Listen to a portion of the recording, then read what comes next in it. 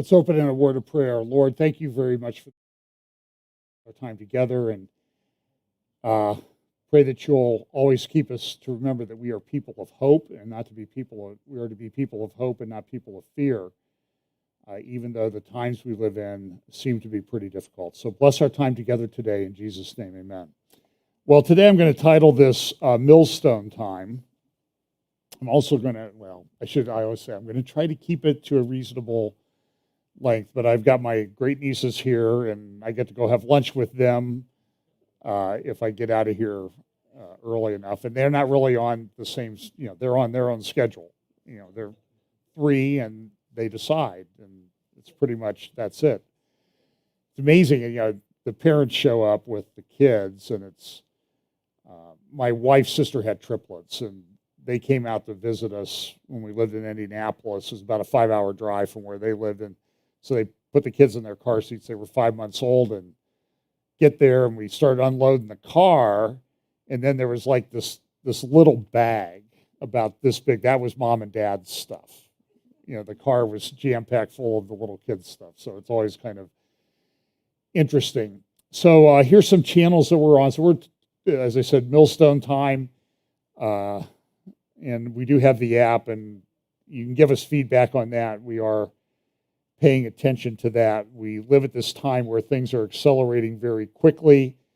I like this 3D thing of a piece of music. I think it'd be great if it was a 3D score of something great. And so this is going to be like, you're the 1812 Overture. This is how this thing is all going to unfold, because, it's kind of nice and floating and everything at the beginning.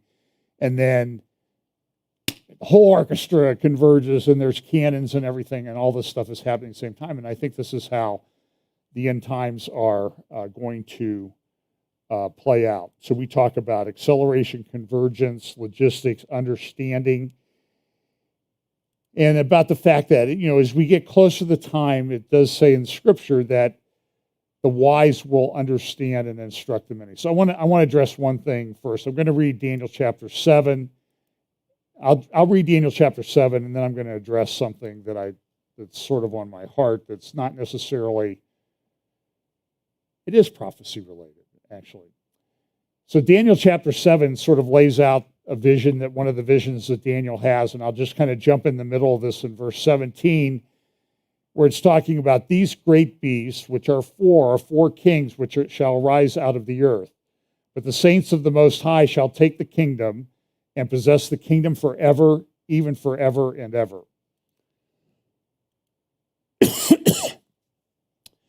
Then I would know the truth of the fourth beast, which was diverse from all the others, exceeding dreadful, whose teeth were of iron and his nails of brass, which devoured and brake in pieces and stamped the residue with his feet. Of the 10 horns that came up, of the 10 horns that were in his head, and of the other which came up, and before whom 3 fell, even of that horn that had eyes and a mouth that spoke very great things, whose look was more stout than his fellows. This is describing the Antichrist. I beheld, and the same horn made war with the saints and prevailed against them until the Ancient of Days came, and judgment was given to the saints of the Most High. So it doesn't say that he prevailed completely against the saints. He was hammering them until the Most High shows up. Until the Ancient of Days came, and judgment was given to the saints of the Most High, and the time came that the saints possessed the kingdom. Thus he said, the fourth beast shall be the fourth kingdom upon earth, which shall be diverse from all kingdoms, and shall devour the whole earth, and shall tread it down and break it in pieces. So what we see is this last kingdom is going to get everything, is going to come under the control of this final beast. And the 10 horns out of this kingdom are 10 kings that shall arise. And you can compare some passages in Revelation that talk about these kingdoms. And there they use the term mountains. And the 10 horns out of this kingdom are 10 kings that shall arise, and another shall arise after them, and he shall be diverse from the first, and he shall subdue 3 kings.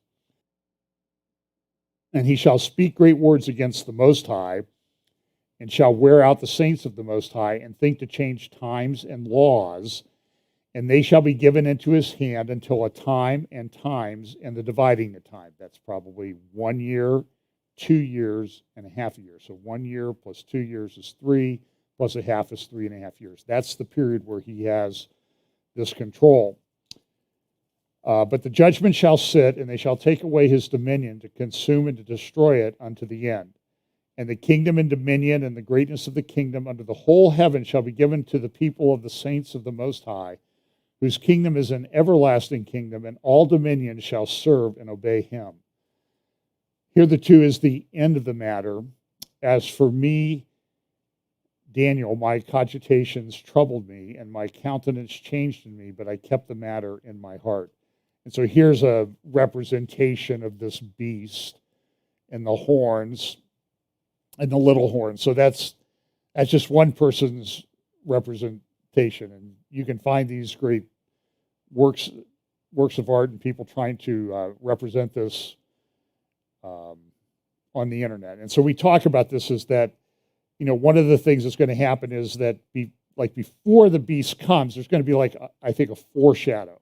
You're going to be seeing things come together. So if people are paying attention and they understand Bible prophecy, they'll have a clue of that. It's similar to what happens on with the horsemen. When the foreshadows come, they're kind of blurry and you're not sure. And this is one of those great things about, there's a lot of debate about this, and I get a lot of things from people. Somebody sent me this. I thought this was kind of an interesting. This could be a debate over timing of certain events in Bible prophecy or anything like this. This is kind of inaccurate. This is sort of how it goes. This is your typical discussion at a prophecy conference or email back and forth about, so you'll see it's sort of a little dance and a little boxing, and everybody gets along, and then we go to lunch. So that's pretty good. But all kidding aside, so this is sort of how a horseman would look, the foreshadow, and it gets clearer and clearer. So, but there's a debate. Are the horsemen riding? Are they mounting up? They've been riding ever since the beginning of the church age. But this is just, and we'll know. Well, eventually we'll have to sit down and we'll have to say, this is that which was prophesied by the prophets. And I want to address one thing. So I get a lot of email, probably about 1,000 emails a day. And some of it's just junk, everybody gets, but a lot of it are people writing to me. They have questions. They have advice for me, criticism, praise. I mean, it runs the gamut. And I think what concerns me is that it's not so much that there's disagreement about Bible prophecy, but there's confusion being put out there by teachers, people who call themselves teachers. They have YouTube channels, they have blogs and that type of thing, who are really spreading false doctrine, and they're confusing people. So one of the earliest heresies in the church was the heresy that, and it rose out of a form of Gnosticism, and that the body was evil, that the flesh was evil. So therefore Jesus could not have come in the flesh. And so that what the disciples and people saw at the early time was really sort of a phantom, a vision of Jesus. Now, he may return physically at the end of the age, they say, but when he first came, he was not real. And I had somebody send me some teachings this week, and I looked at them, and it was very troubling, because I know people are trying to find out the truth, but they run into these people. And I guess I would say, I don't think YouTube views are an indication of how good you are or how true you are.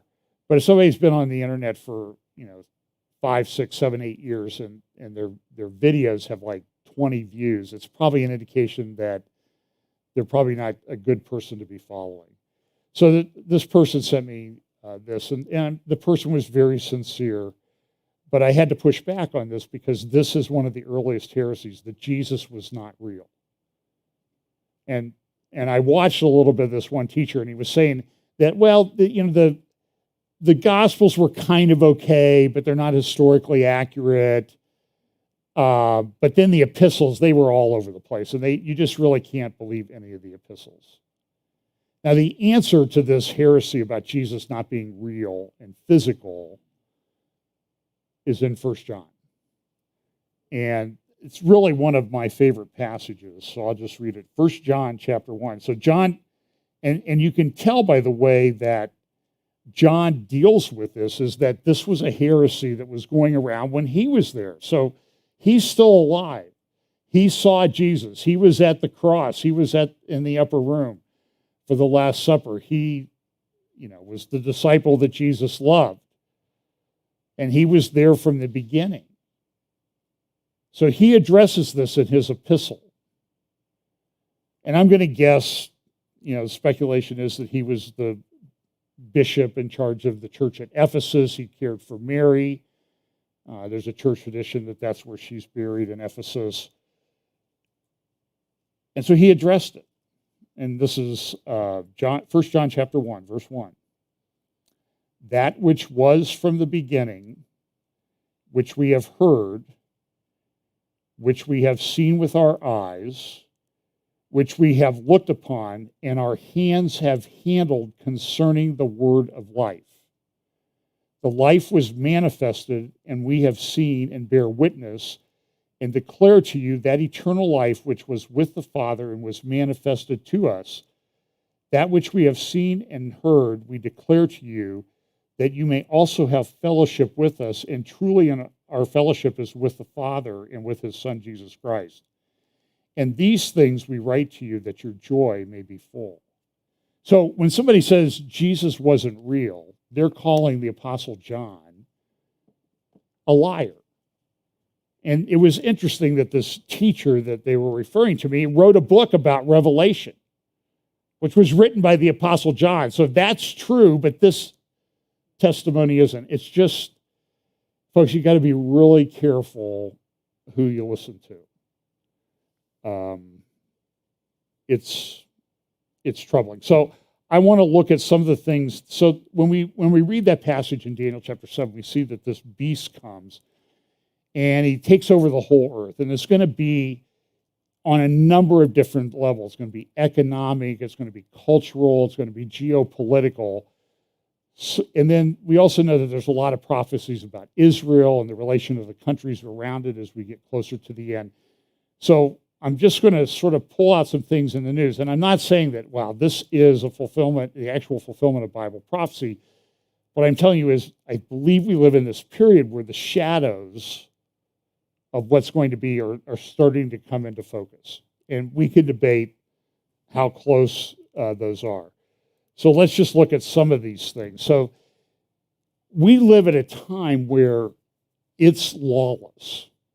So they put a petition in for this LA District Attorney, Gascon, who's a Soros-funded prosecutor. And he puts people out on bail.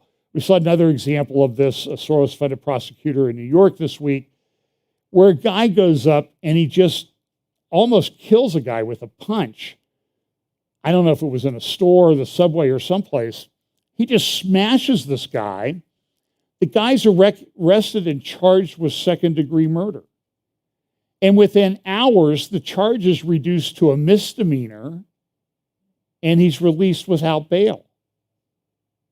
And this is not, and people are understanding this, and for example, I don't understand why the one party that I favor doesn't run around and just talk about this all the time. And who cares if people get offended about it? Just because this is really serious stuff. I mean, I saw a chart, I don't have it, that showed the business activity in cities across the country and how it has recovered, comparing today to to what it was in 2019.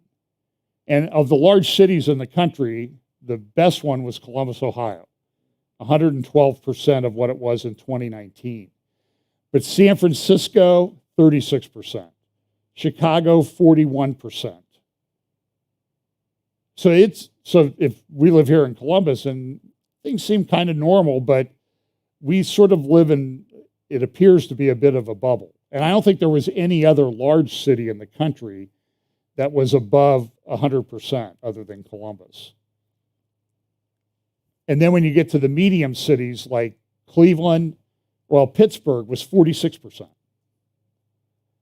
42%. Cleveland was 36%. Chicago, 41%. I mean, the numbers are just unbelievable. Philadelphia, 40% of what it was in 2019.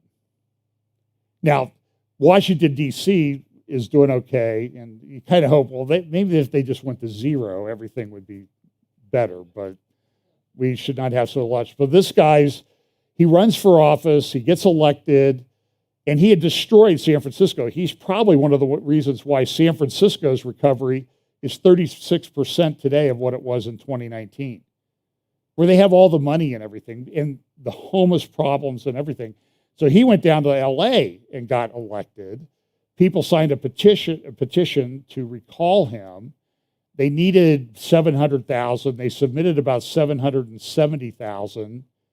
And lo and behold, when they went to the election people, you know, because they're all about election integrity because their guy is going to get axed.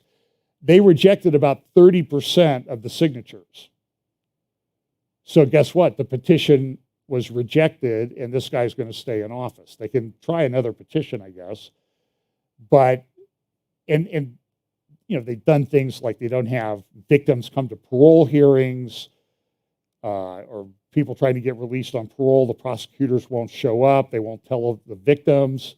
It's awful. The guy's a complete legal terrorist. I don't know how else to describe it. And this is happening in St. Louis. In fact, if you look at the cities where it hasn't recovered, the cities where business activity has not recovered are cities that have these Soros-funded prosecutors. And it's, oh, by the way, in the election, 2020 election, when they had all the mail-in ballots and that type of thing, the same board of elections, they rejected less than 1% of the ballots in that case. Oh, okay, got it. So here, this transgender thing, I'll talk a little bit about this. California has now enacted they will not allow any of their state-funded sports teams, you know, like UCLA and USC, to travel to Georgia for sporting events or anything, because Georgia enacted a law that says if you're a male, you play on the male team if you're born a male. And if you're born female, then you play on female teams. I suppose if you're female, you could try to make the male team. But it's, and by the way, the NCAA came out and nominated this swimmer from the University of Pennsylvania as Woman of the Year. Even though the other swimmer said that when she walks around the locker room, you can see all the male junk that this person has. Because that's still there. But it's okay because it's ridiculous. But very few people will speak out because it's very intimidating. So in California now, of course, we've got to protect this. You know, the abortion law got struck down, and Massachusetts came in and they enacted an act expanding protections for reproductive and gender-affirming care. So they're saying, we're not going to abide by what any other state does, and you can come here, and we'll take care of you. And that law passed. There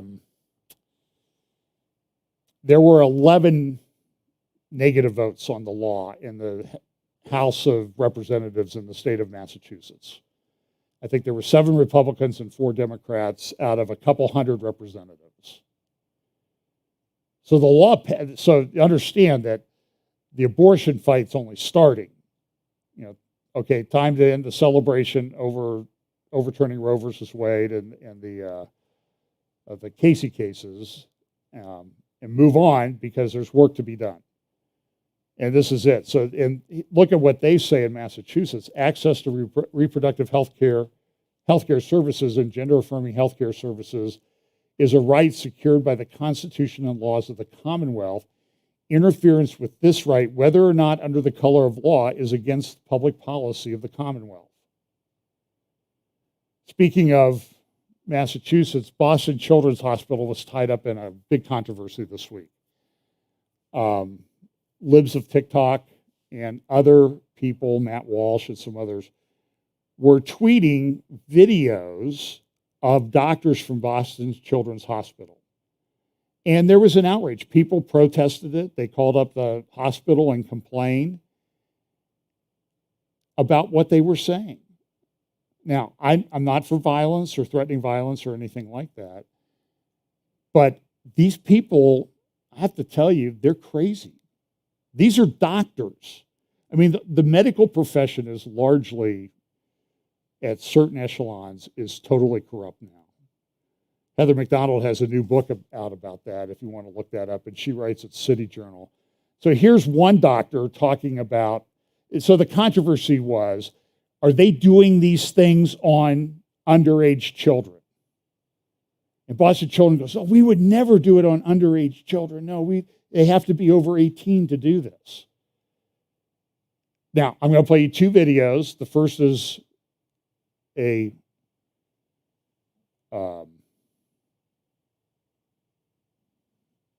mutilator. And you know what? I don't care if they're over 18. That's the other point. This is, you know, when I read the Bible and it says that in the last days it shall be as in the days of Lot. And I look at what was going on in Sodom and Gomorrah, I'm thinking like, I don't know if this was going on in Sodom and Gomorrah. So maybe even Lot wasn't dealing with it. So we may be on some of the days of Lot stuff. So here's a doctor talking about transitioning a female.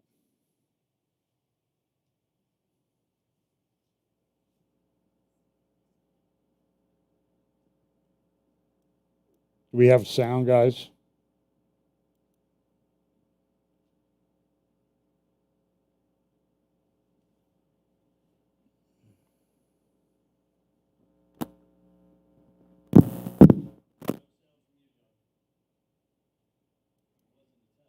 So most of the patients that we have Okay, so that one might not work. So essentially what this doctor says is, you know, take out the uterus, sometimes the fallopian tubes, sometimes not the fallopian tubes. And the way she says it is just in this sort of, do you understand what you're doing? That's what I want to ask her. Do you know what you're doing to these people? Do you really understand it? But listen, in a state where it says you can get abortion up to the time of birth, what do you expect to happen? I mean, I know that's a slippery slope argument, but it really works because everywhere I look, the slippery slope argument works. So here's another one who's talking about, well, when do children understand that they're not the sex that they were assigned at birth? So most of the patients that we have in the GEMS clinic actually know their gender, usually around the age of puberty. But a good portion of children do know as early as seemingly from the womb. And they will usually express their gender identity as very young children, some as soon as they can talk. They might say phrases such as, I'm a girl, or I'm a boy, or I'm going to be a woman, or I'm going to be a mom. Kids know very, very early. So in the GEMS clinic, we see a variety of young children all the way down to ages 2 and 3, and usually up to the ages of 9. When they come into the clinic, they'll see one of our psychologists, and we'll be talking to them about their gender. We'll be talking to their family about how to best support that child and how to make sure that that child has the space and support to explore their gender and do well throughout their development. And we'll be answering any parent questions. A lot of parents do have questions, and so we answer those questions. The biggest piece of advice I give parents who are coming through the gender clinic at Boston Children's Hospital is to just be supportive. Sometimes you might not understand. Sometimes you feel like you don't know the terms, or you don't kind of get exactly what the child means when they say that they might be this gender. But the biggest thing you can do is just love your child and support them and just allow them to express themselves. That's the biggest protector as well against negative mental health effects such as depression, suicidality, anxiety that we worry about for our gender diverse kids and young adults. So that support from a parent is one of the best protective factors and one of the best things they can do. Now, if you saw her sitting at a Starbucks or something, you might think, this is a normal person.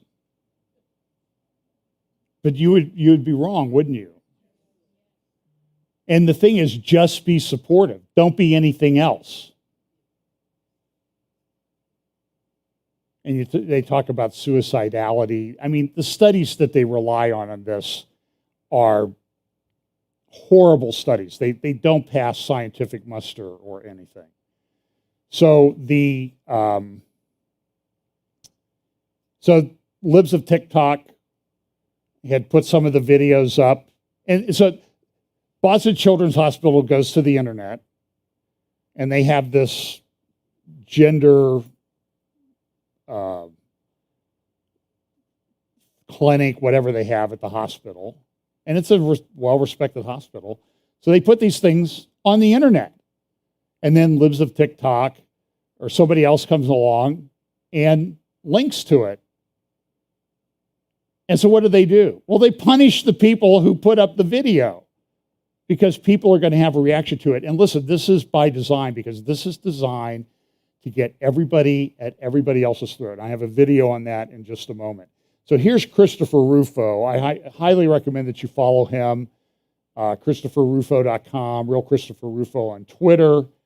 When he's not, being banned or shadow banned, you have to go looking for him. But he has an article up. This is one that was done back in August 10th. Soldiers for the Gender Revolution. Left-wing activists have smuggled radical gender theory into more than 4,000 schools in the United States. Now, calculate that, 4,000 schools.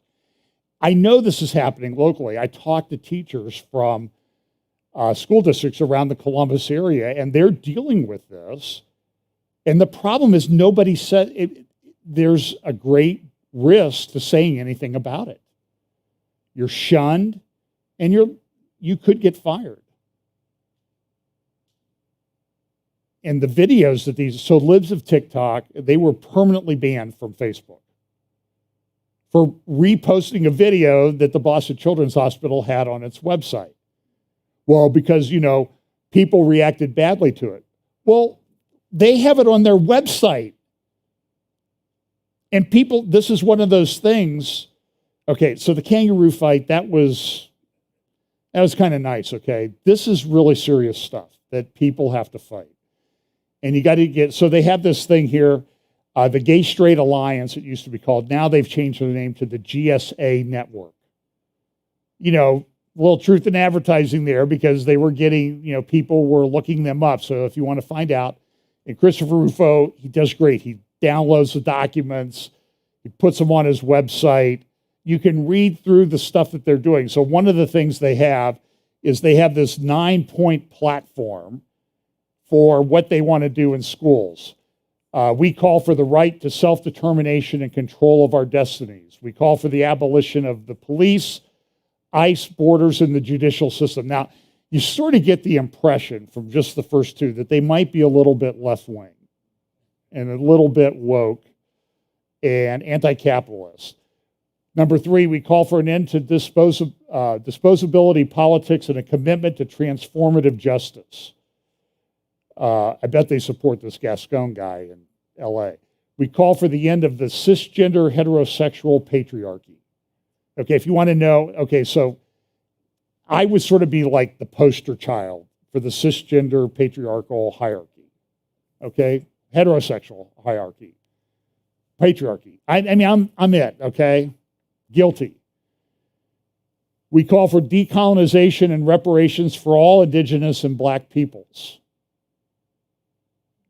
How about the Christians that are persecuted and lose their jobs? No, they're not included. We call for comprehensive education that reflects our histories and needs. We call for an end to global white supremacy. We call for land justice and environmental justice. We invite our comrades, accomplices, and allies to join us. Unless you fall under number 4, you can't join. But this is what they're doing, and so this is another article that Christopher Rufo linked to, where they have these gender and sexuality clubs, but they don't tell the parents that their kids are in a gender and sexuality club. So, you need to be like all over. If your kid's going to public school, you got to be really careful. I don't know how you can not pull them out, but and you see here they creating and sustaining GSAs in elementary schools. That's the whole organization. The first rule of Rainbow Club is don't talk about Rainbow Club. Tell the kids, keep it a secret from your parents. Well, what's this doing? It's undermining parental authority. They even have a GSA advisor, GSA network, GSA advisor handbook. And you can go through and it'll tell you how to act and how to interact with parents. And it's like, don't really communicate with them where the parents might find the messages. You can go read this thing, download it. It's a PDF. Rufo has another article. Sacramento City Unified School District instructs teachers to normalize gender exploration and promotes such identities as genderqueer, polysexual, and two-spirit. This two-spirit thing is to bring in the American Native group, racial group, because they are two-spirit people.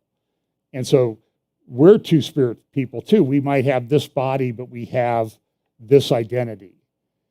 In England, they got rid of this Tavistock gender clinic, and now there's word that 1,000 families are going to sue these people. And I hope they sue them into oblivion for what they did. I mean, they're doing, and there, so what, I don't care what Boston Children's Hospital says. In England, this clinic was doing like top surgeries and bottom surgeries to remove genitalia and create new genitalia on 12, 13, 14-year-olds and not getting consent of the parents.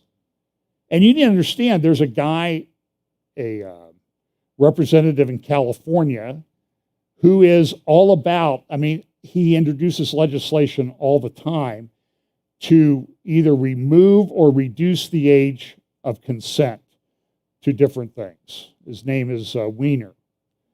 I'm not making it up, okay? It's, and that's with a capital W.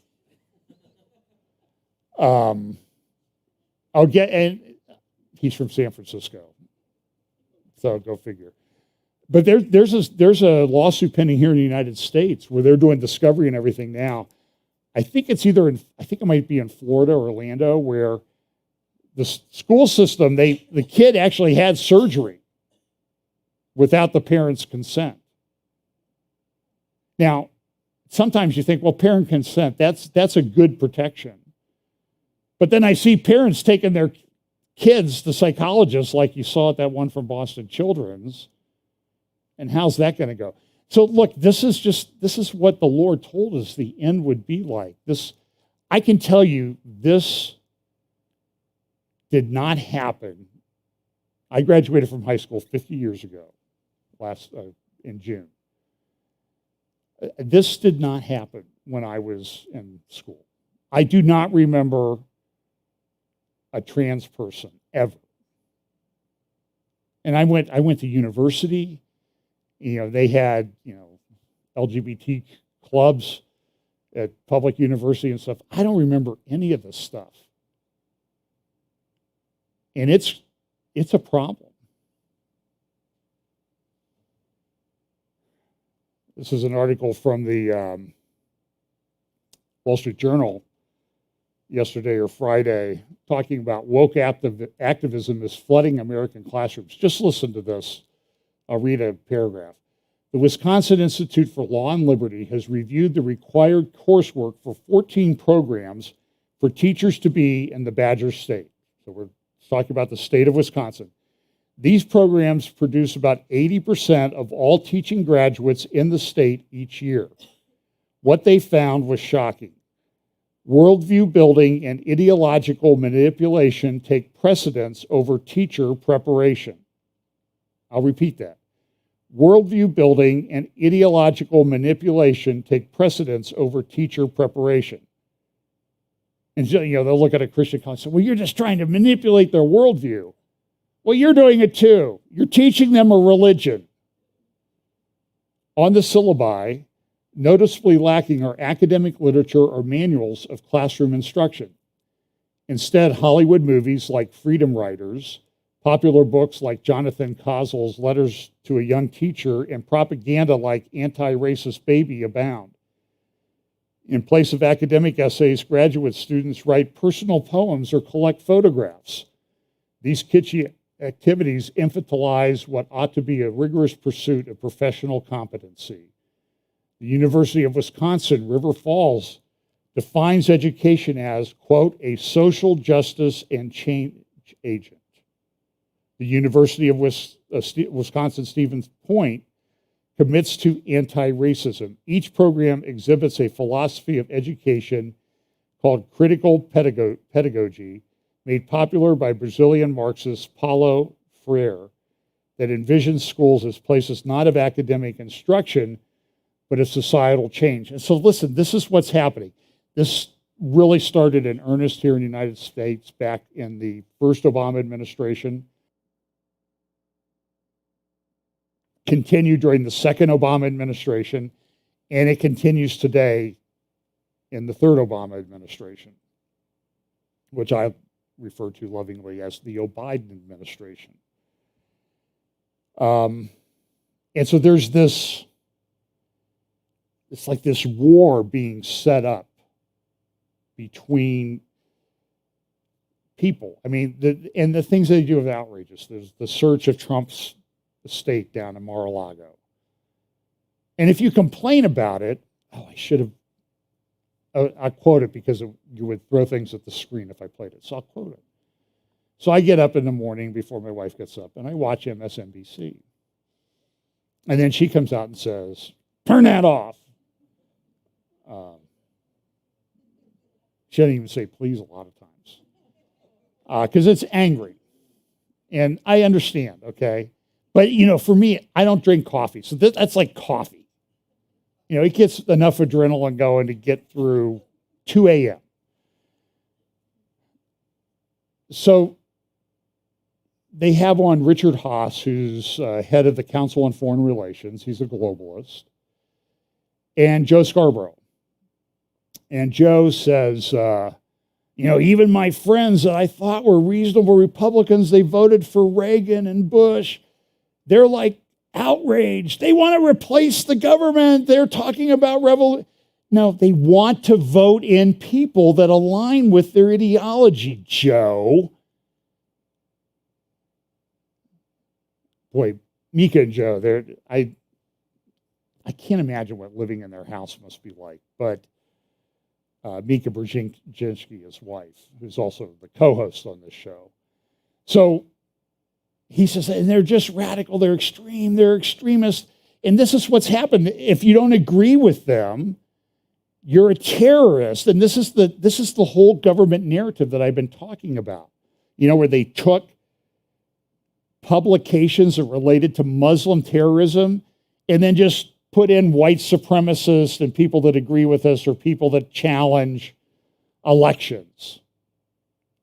Well, people that challenge elections, except for Stacey Abrams in Georgia, because it's okay for her to challenge elections all the time, which she does. So they've created this narrative. And then if parents go to school boards and complain about this stuff that's being shoved down their kids' throats, and maybe they get a little bit animated at the meeting and they yell at the microphone, or they do, remember that, I don't know if I didn't play the clip, the guy goes in there and he's complaining about it, and he starts to read from one of the books in the school library, and they said, "You're not allowed to read child pornography in public. It's in the school. Your employee put the book in the school." "Well, you can't read it. That's not right. We could have you charged with a crime." "You give it to my kids." Turn his mic off. And so this is this narrative that's built all the time. So Joe Scarborough, he gives this thing, and this is just terrible. I can't believe what's happening. Richard Haas, what do you think? And he says, "I think that, white supremacy, terrorism, and extremism in our country is a greater threat than Islamic terrorism and Russia."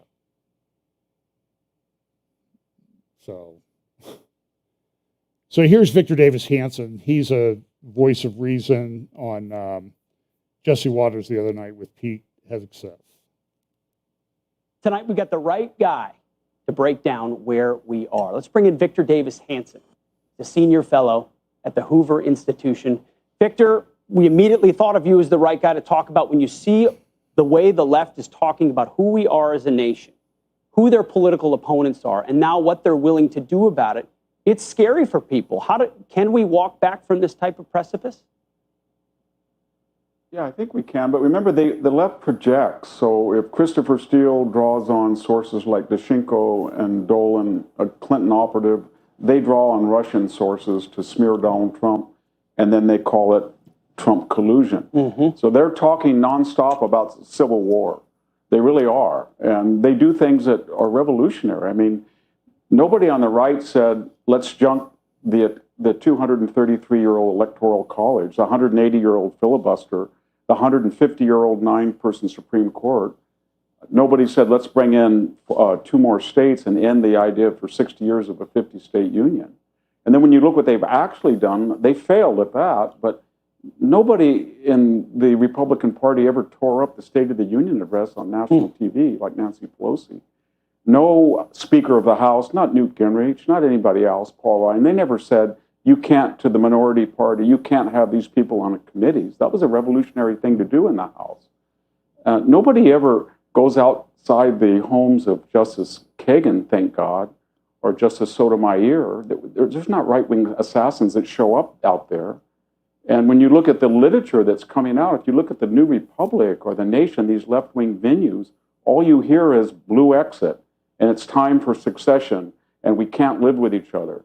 Or if you read, Time Magazine, that classic article by Molly Ball in February of 2021, where she gushed, she was giddy, outlining what she called was a conspiracy to change radically the voting laws, to inject $400 or $500 million to alter the way we voted for centuries, so that 70% of the votes would not be cast on election day, even as the rejection rate would decline by a magnitude of 7 or 8 of the individual ballots. So these are revolutionary things they're doing. And the other thing is they never show any data. It's easy to say Trump is a fascist, or Trump did this, or these people are revolutionaries, or they want a civil war. But did Donald Trump ever try to weaponize the IRS in Lois Lerner fashion? Did he take the FBI and use it to go after Joe Biden's residence when he was president? Did they go into the DOJ and have this collusion hoax? Did any of these people who worked for Trump lie 4 times to a federal investigator like the FBI Director Andrew McCabe? So they are the revolutionaries, and they project it on to others. And what's the whole purpose of this, Pete? The whole purpose is on these agenda issues they're behind. And Joe Biden has an anemic rating, and they feel that if they can gin up a January 6th crisis, sort of a Reichstag fire, and they did it, remember, in 2021 when they had barbed wire and 30,000 troops in Washington, D.C., and the greatest weaponization since the Civil War, or they can take the raid and just dribble things out. One week it'll be nuclear secrets. The next, Trump improperly took out mementos. The next, he was trying to get information on his enemies. And then the media goes to town with a bombshell, walls are closing in. And otherwise we're not going to look at the issues. Inflation, the border, energy prices, crime, Afghanistan, foreign policy. Instead, it's always react to allegations that you're insurrectionists as they leak to the media. And keep the projecting narrative continuing, because that continues the conversation exactly where they want it. We knew you'd be the right guy to talk about it. Victor, thank you so much. So, I mean, I saw at the border, the Texas National Guard came, and there was a fence on a guy's property, so they locked the gate. And the federal border agents came and unlocked it and let like 80 people through, 76 of which were military-age males, by the way. That always, I mean, do you see many females in these buses and stuff? The whole thing is out of control.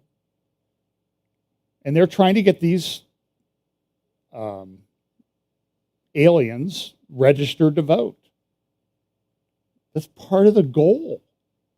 And this all started with Obama. I mean, the guy just tore everything down. It started with his speech in Cairo at El Azhar University on June 4th, 2009. Go look it up and listen to it. It started the Arab Spring. It was sort of like, okay, all you Muslim brother guys, now's the time. I'm just telling you, I'm glad I'm 68. That's all I can say. So here's, related to what Victor Davis Hanson, and I see I've already spent way too much time on this, but this is really important stuff. This is the New York Times the other day. An editorial by two professors from Harvard Law School. And I believe one of them is a professor of constitutional law. So when I was in law school, you would take a constitutional law course, and it would be about the United States Constitution, this great document. It's acted as a governing document for a government longer than any other document in history, probably. And he said, here's the title, "The Constitution is broken and should not be reclaimed." So they start off and they say, look, when the Supreme Court does something we don't like, we say, we got to get the Constitution back. And these guys are insurrectionists because they say, I don't care what the Constitution says. If it says Congress should be elected this way, we'll just put a law in, and I dare you to try to take it to the court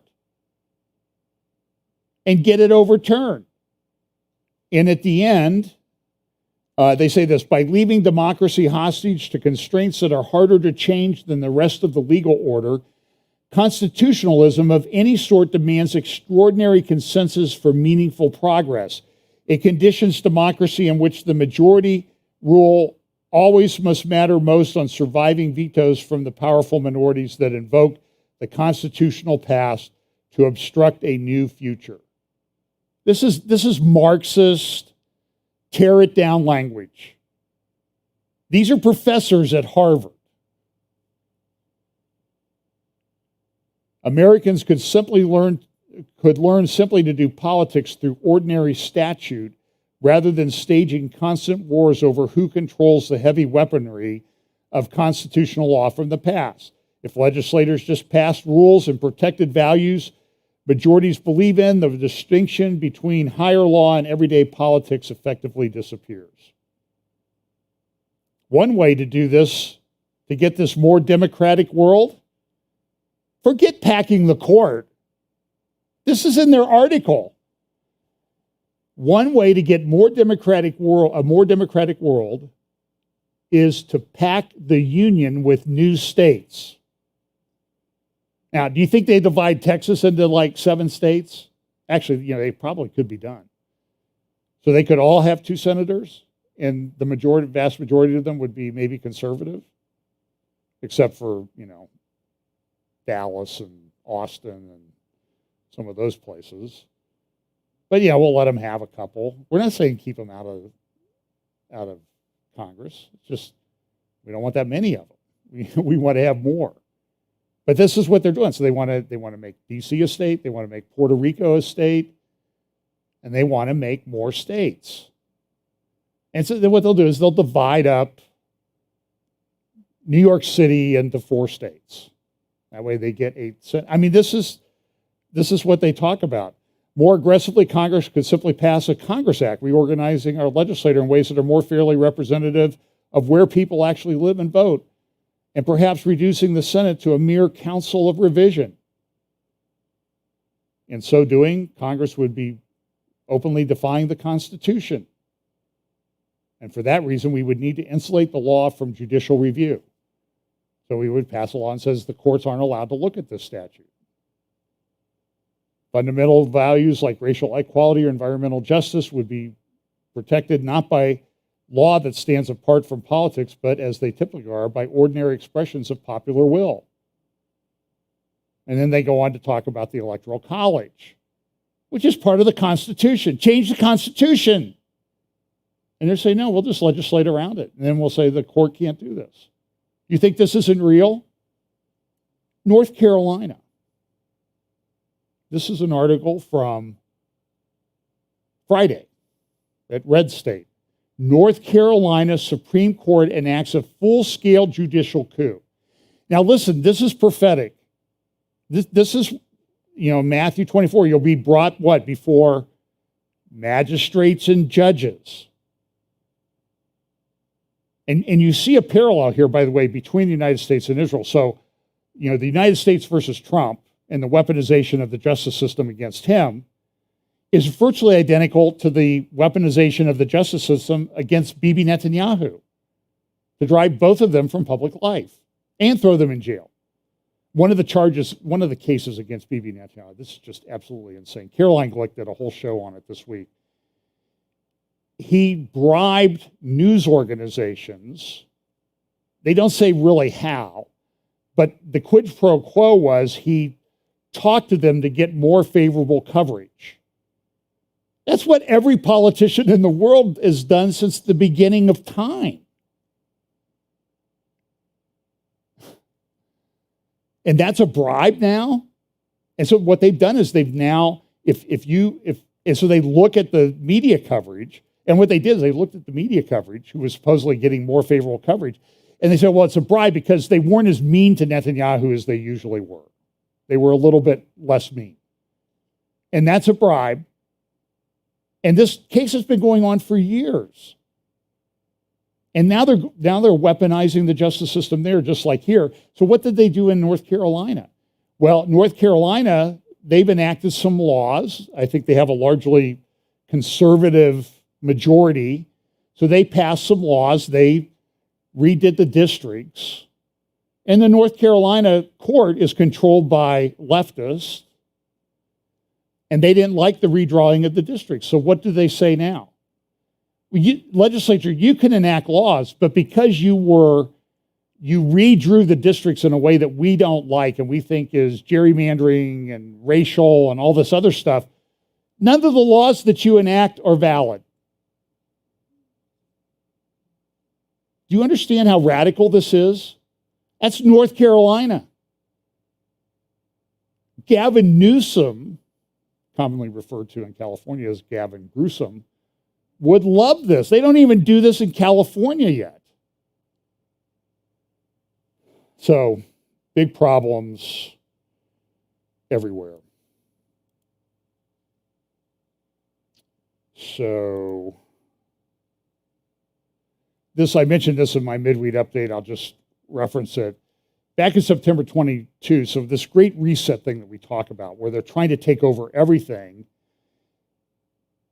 and we had these lockdowns, and now everybody's acting like, well, I don't know who did that, but it's not us, but you need to give us more power so we can handle, Charlie Vector things in the future a little bit better.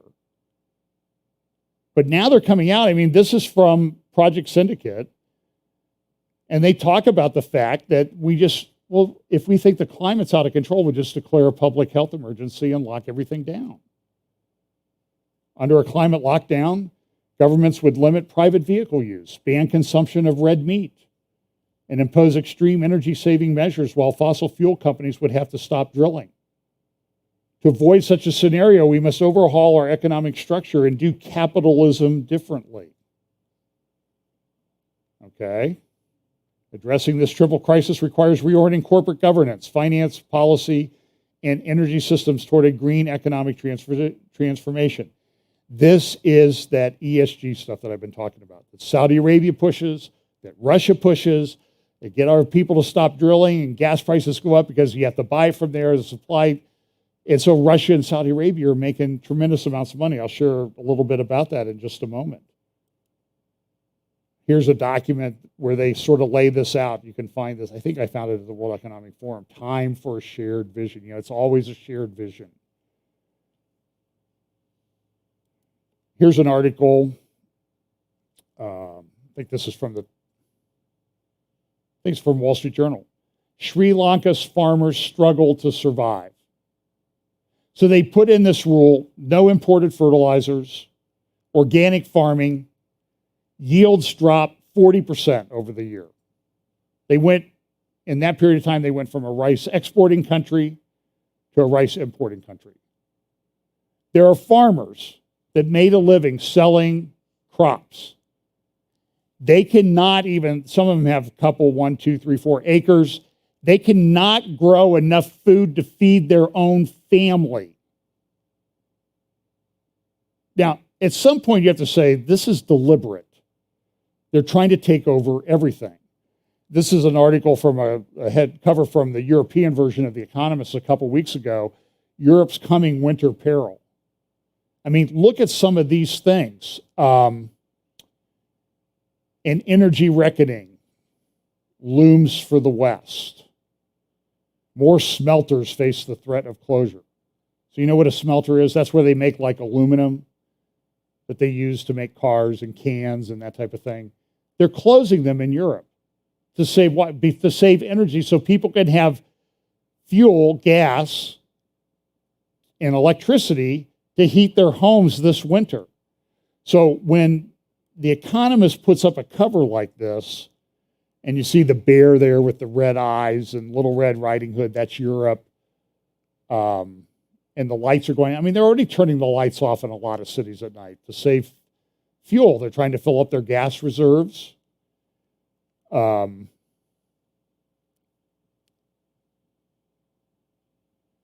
an energy reckoning looms for the West. Look at this from the Financial Times. What is not available anywhere are quick means for increasing the physical supply of energy. Yeah, when you shut down all those wells, you don't just say, okay, we're going to go drill all those wells, open those wells back up. That's not how it works. It takes time to shut them down. Probably takes longer to open them back up. This crisis is not an inadvertent consequence of the pandemic or Russia's brutal war against the Ukraine. And Financial Times is no conservative newspaper. It has much deeper roots in two structural problems. First, unpalatable as the reality for climate and ecological reasons, world economic growth still requires fossil fuel production. Hey, all these experts, you know what? I knew that. Everyone sitting here knew that. Fossil fuel, and I think it's probably misnamed. I don't know that there were that many dinosaurs. Probably a process from deep within the earth, but that's another topic. Without more investment in exploration, there is unlikely to be sufficient supply in the medium term to meet likely demand. Temperatures go down, people freeze, sometimes to death. I'm sorry. It's just a consequence of having to shift to this greener economy. The present gas crisis has its origin in the Chinese-driven surge in gas consumption during 2021. What's that about? Well, China's economy improved. People wanted cars. They wanted homes with electricity. We like electricity. It improved lives. Go live without it for 4 days. We've done that, and I'm glad to say the marriage survived, barely. After 2 days, until we got the hotel room with the air conditioning, then everything got better. Demand grew so rapidly that it was only available for European and Asian purchase at a very high prices. Meanwhile, respite from rising oil prices this year has only materialized when the economic data from China is unpropitious. In the International Energy Agency's judgment, it is quite possible that global oil is always going to be in short supply. And here's Russia.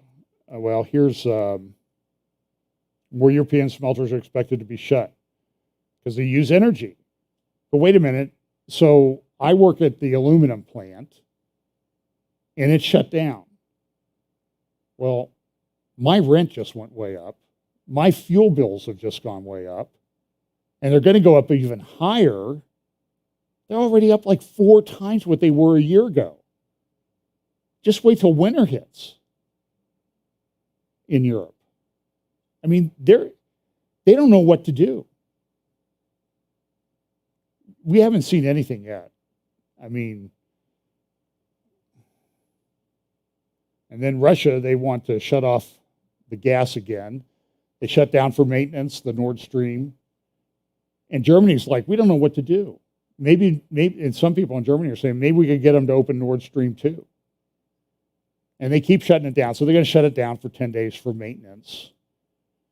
And this is a big supply.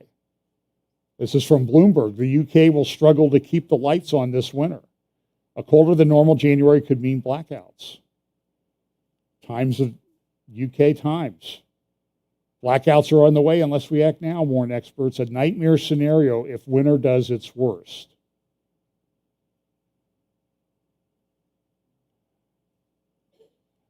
So here's another one. Europe battles to keep people warm in energy crisis. Schultz backs a West European gas pipeline. They want to bring more gas from Algeria. So you don't build that overnight. It's going to take a couple years to build it. What do you do in the meantime? So I think what you're going to see is you're going to see a resolution to this Ukraine war in the hopes that Russia will start selling gas to Europe again. But maybe he won't.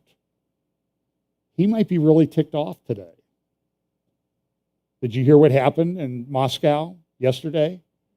One of the closest advisors to Vladimir Putin is a guy named Alexander Dugin. And he's been called Putin's brain by foreign policy or foreign affairs. He's been called Putin's Rasputin because he's an advisor and he's very mystical, but he's very big on Eurasia rising. And he was calling 14 years ago. I was reading this guy and he was calling, I don't know if it was exactly 14 years ago, but over the years that I've read him, starting around 2010, he started calling for the invasion of, guess what? Ukraine. Because that's Russian. And Russia needs to be restored to its former glory. And this is the guy they call Putin's brain. Well, yesterday in Moscow, a car bomb exploded and instantly killed his daughter. Some think it was intended for Dugin himself. So we talk about, what are the triggers for these things that happen in the end times? What was the trigger for World War I? The assassination of the Crown Prince and his wife from the Austro-Hungarian Empire in Sarajevo. That started a world war. Now we have a close advisor to Putin's daughter is blown up in a car bomb explosion yesterday in Moscow. So things are happening. We have drought everywhere. This is, I talked a little bit about this.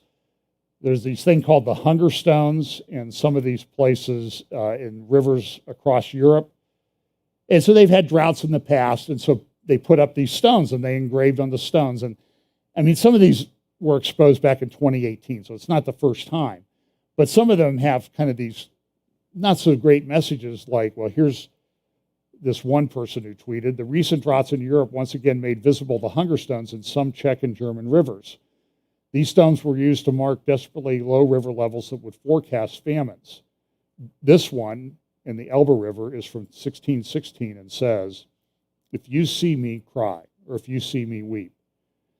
This is a lake in northern Italy. That's the rock exposed. That's usually underwater.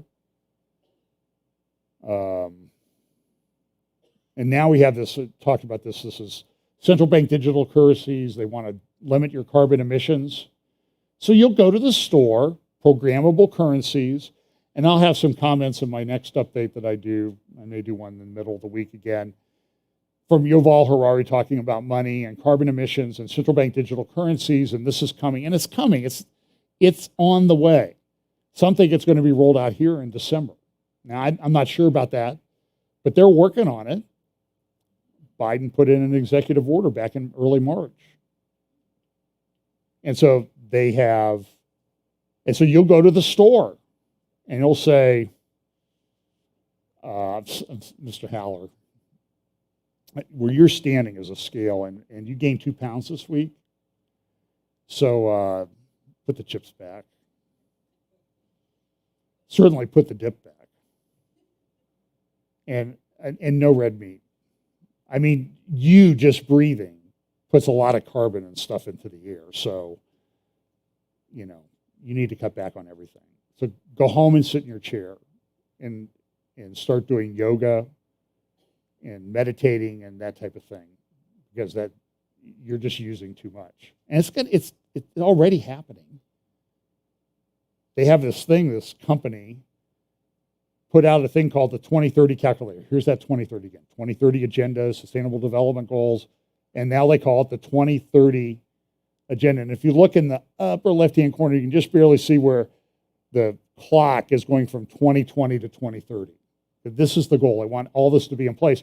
And what it is a calculator to calculate what you are spending, what kind of carbon footprint and the things that you're buying. It's a new service that radically simplifies the process of calculating a product's carbon footprint by eliminating all previous hurdles. And so they have a pretty slick website. You can go and look at it, and it's recommended by everybody. I don't know if this one, yeah, you see there's MasterCard down here, academic research partner. So they have all these people, and then they have this. So here's what, they have these slick little videos. You go, you want to buy these sneakers, and you put in the size and the weight and everything. And so I tried a couple out. And after about 2 minutes, I'm like, I don't care. Okay, so I think there's a thing to it. So what they do is they put in this calculator that's so complicated and time consuming that you'll just give up and not buy the stuff, because it's less time out of your life. I just get by with what I have. But what does that do? That affects economic activity. So let's look at a couple things. Here's Russia, Ukraine. They have this nuclear plant. Macron is trying to go down there. People are saying Russia's going to blow it up. Russia's saying Ukraine's going to blow it up. It's going to put more radiation over Europe. It's going to shut things down. It's going to affect agriculture. So here's this article: Putin and Macron clear way for safety mission to the Ukrainian nuclear plant. Here comes Ukraine. Here's an article. This is in the Jerusalem Post, and I looked this up. This is kind of interesting because we know some of the judgments. It talks about one of the trumpet judgments, 1/3 of mankind dies. Right? Not a very pleasant thing to think about. But we live in a world where the death rate is already 100% from all causes. Think about it. I remember William F. Buckley. He was smoked, I think, and somebody said, Mr. Buckley, you need to stop smoking. You'll die of lung cancer, or you'll have a heart attack and die. And he goes, well, if I don't smoke, what am I going to die of? I mean, is it worse than a heart attack? Because I'm pretty sure I'm going to die, is what he was saying. But here it is. This is from today's Jerusalem Post. As risk of nuclear war grows, study warns that even a limited exchange would doom billions. And guess what they say in the article? So it's based on this study that was done at Rutgers. Nuclear war could cause a global famine and kill billions. And they have this paper that they published: Global Food Insecurity and Famine from Reduced Crop, Marine Fishery, and Livestock Production due to Climate Disruption from Nuclear War Suit Injection. Now, so they calculate this, and it's a limited exchange. And they have these pictures like North America, if you're red meat dependent or you have red meat in your diet, it's starving. You're starving. And Russia is starving. And the third world does a little bit better because of weather patterns and that type of thing. But guess how many people they say will die of the world's population? 1/3.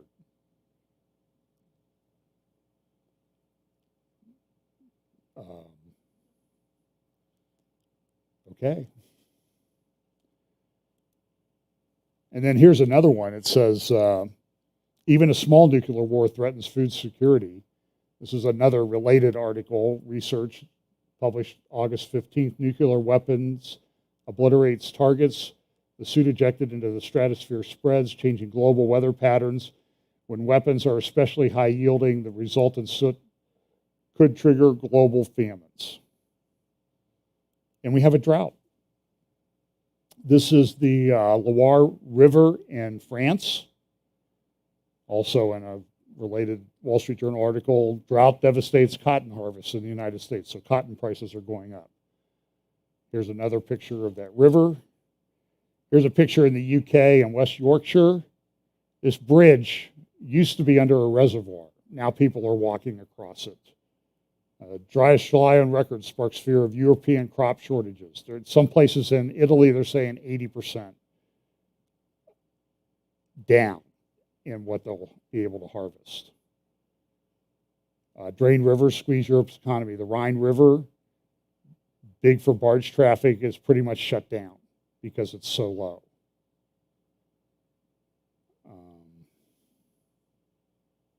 And then, of course, the sanctions on Russia. Limited impact on Russian oil output and revenue. That's what we wanted to hear. So, and then the other thing, did you see Target? Target missed its earnings projection by 90%. Not 90% of what they projected. They were 90% below what they projected. Why? People aren't buying stuff. So you'll go to the store now and you'll see all this stuff and say, well, there's no supply chain problem. There's no problem. People can't afford to buy it. Rents are way up. And other countries too, like Australia, you're paying like $1,000 a month for a pod to sleep in. The whole thing, listen, I don't want to be, negative, but I'm just telling you that we live at a time where you got to pay attention. And you got to do stuff to help your family through it, because it could be very difficult. There was I don't know if I skipped over those.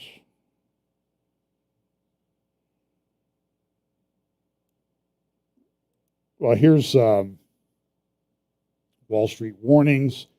Norway has like the largest sovereign wealth fund in the world.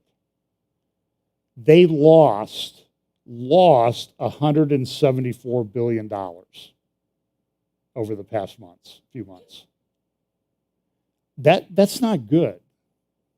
That's not good. Jamie Dimon, J.P. Morgan Chase, he said, really, when you listen to what he said, this was a private call with investors, that it's like 60% chance that it's going to be really bad. There's a guy named Edward Rubini who used to be with Prudential. I actually talked to him a couple times in connection with a case years ago. He's sort of known around the industry as Dr. Doom.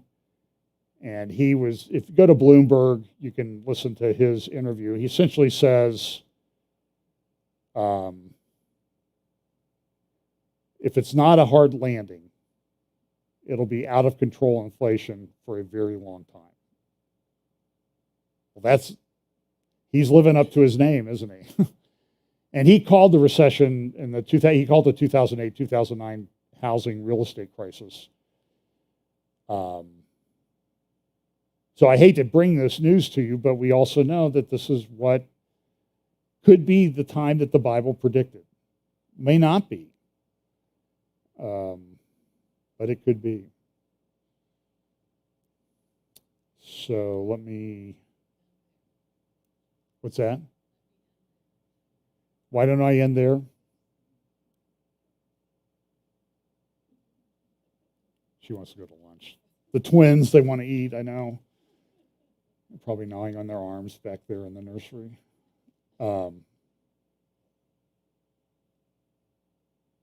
Okay, I think I will. My director, you see her every now and then doing this, don't you? Like you made the point, bring it in for a landing. So even when the lights are down, I can see her. I can feel it. I can feel the wind from the helicopter motion. So look, I'll just mention this. So this Hezbollah thing, Nasrallah gave another speech. Hezbollah is threatening war over the gas fields that we've talked about over and over again. This is significant. It's a crisis on Israel's northern border, and there's a fight going on, and they're doing it at the behest of Iran, because Iran's fighting on many levels. So go read Jonathan Spire blog, Jonathan Spire, SPYER.com, and he has a good article a couple days ago on the knife attack on Rushdie. And he says, listen, Iran is behind this.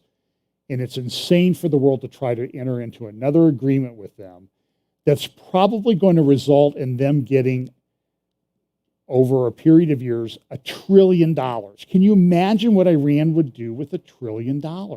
None of it's good. And we're going to do this. This whole thing is just insane. So I'll do a midweek update. I'll talk about that. So listen, it is...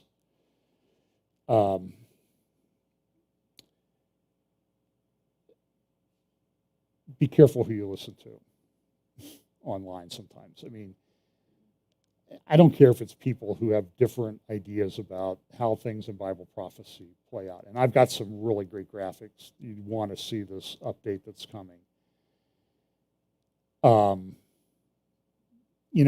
That's not what I'm talking about. I'm talking about really core theology, doctrinal issues. You got to be really careful. You got to guard your heart, because what Jesus warned in Matthew 24 about the time of the end, he 4 times. So he warned about wars and rumors of wars and famine and all this pestilence and all this, but 4 times more than he warned about anything else, he warned about deception. Take heed that no man deceive you, because the deception is going to be epic. Now, is that hard to believe? In a world where school teachers tell your female daughter that she's a guy and I'll support you in that, it's insanity. The deception, it's rampant. And they're always trying to create these narratives. So let's pray. Lord, thanks so much for your word. We pray that you will help us to stand strong in an evil time. Stand firm in the faith. Act like men, as Paul says in Romans chapter 16. Share the gospel with people.